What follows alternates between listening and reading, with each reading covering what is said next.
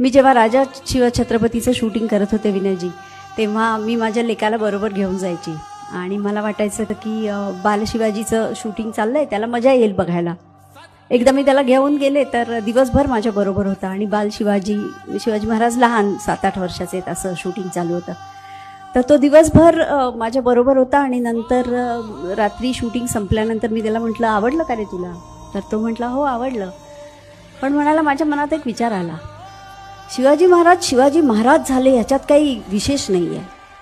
मला समजलं नाही. म्हटलं, इतका लहान मुलगा आहे काय, लहान तोंडी मोठा कास घेतोय म्हणजे काय म्हटलं.